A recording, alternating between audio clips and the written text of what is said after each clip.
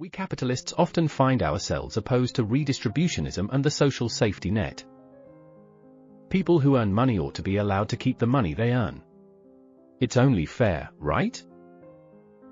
A journalist named Tim Pool was on Joe Rogan's podcast a few years ago, and he said something that changed the way I look at the whole topic.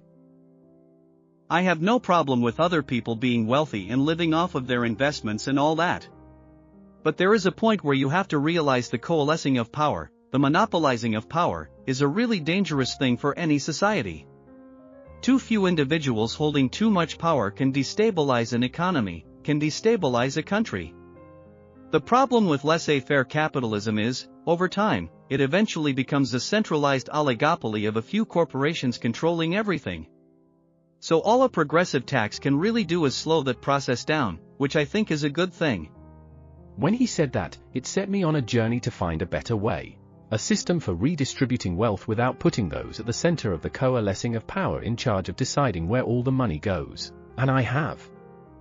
First things first, this program will only succeed once the entire rest of the social safety net is eliminated.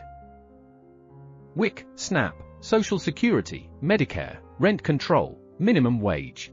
None can coexist with fair and impartial income redistribution, though it can absolutely coexist with my brilliant healthcare and public housing programs.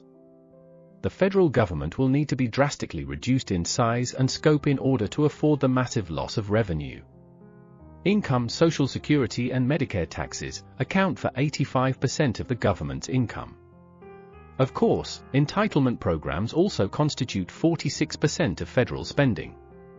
The first step in this redistribution program is for data for the entire country's adult population and annual earnings, composed of combined wages, salaries, tips, and realized capital gains, to be compiled and plugged into a simple open-source equation.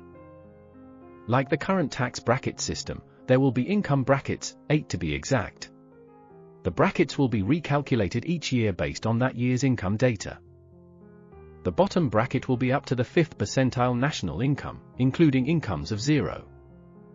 The following brackets are 5th to 10th percentile, 10th to 25th, 25th to 50th, 50th to 75th, 75th to 90th, 90th to 99th percentile, and finally, the top 1% of incomes.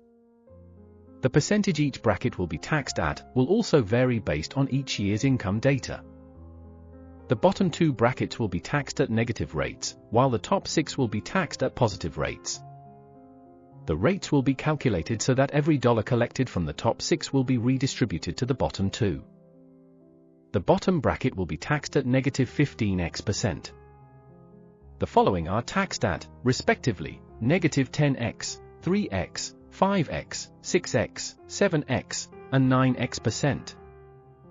Remember, because these are tax brackets, depending on the numbers, people earning incomes in the 3rd, 4th, maybe even 5th brackets, may still be net recipients of distributions.